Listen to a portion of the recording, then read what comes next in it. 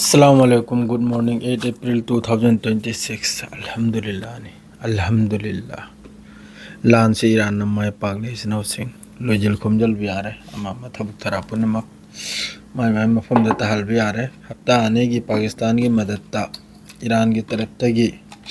point तरा खपी खिबो अदु यारे मखो यारकले डोनाल्ड ट्रम्प की तरफ तगी अदुगी मतंग दा नईनब खोनब तौरी कन्ना पाकिस्तान मनुंग सेलिब्रेट नी थुपचल खीगे पोचे लोजल खोमजल खीगे माइसी पाकले यामना साउनिंगी मफम नप्सु नपलमनी को साइड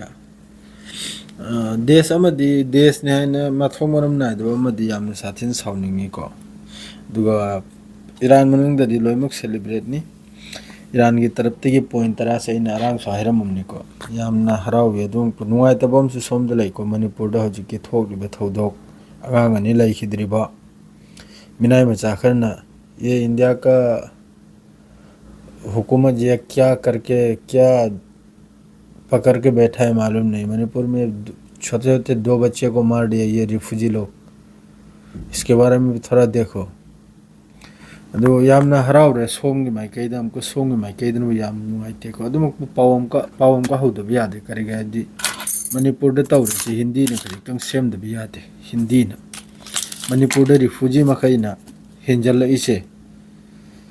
असी खर चामदब यादे रिफ्यूजी मचा मखैना कनोम करा कापचल लगतन अम्म तौना अंगांग नुबी खोइगे नुक्सिगरबा इचा इसुगी मथक तलम हेलादि अदुगी मथंग नईदब यादे अदुगा ईरान ददी अल्हम्दुलिल्लाह ईरान न माय पाकले पॉइंट तरा से हफ्ता आने से सेसफायर तौर हफ्ता आने से तानरेगा डोनाल्ड ट्रम्प ना वांग तो माय पाकले दा अइना पॉइंट तरा से साइड तना बमनी अंगसी पॉइंट तरा से ईरान की तरफ ते थांगत खिबदो अदु निसराव मैम पनमक दुआ तौमिनसे अदुम को इजराइल याम टेंशन ने सिगी मतंग सिदा नोंगालमदे भाव ईरान की तरफ तगी सिगी रीजन से प्रसाद एलबे तोकलमदे सेसफायर से यारक मतुंग दसु हाइब्राने पॉइंट तरा से दो पॉइंट तरा से अइना अरांगसु वीडियो दा आइगी गनो खक्ता अदुम लाउथोकचरममनी मखोय गारंटी ओय मथौटा guarantee that Iran will not be attacked again Iran की मथक तुंग नाउ अटैक तौरक्तबा अदरदि permanent end of the war not just a ceasefire permanent लान से लेप मथौ ताबा बस ceasefire त नतबा end of the Israel strike in Lebanon दसु इजराइल की तरफ तक स्ट्राइक तौबा मादरदि मयामम नि दसिदा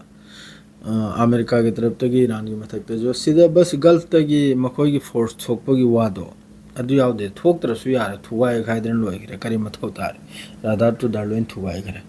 अदुनी यामना नसी याम नुगाय मादु ईरान की लान लांग सिगी ईरान की पाउ सिगी साइड खजितंग तौजिरमनि को सोमदा मणिपुर द होजिक मणिपुर हर पर थोय से प्रो चांगले दम होइना तौग्रबा फिफम से अंगांग नु बिदम होइना रॉकेट लॉन्चर करम होइना थुमजनना तौरि दु मिनाय मेचा रिफ्यूजी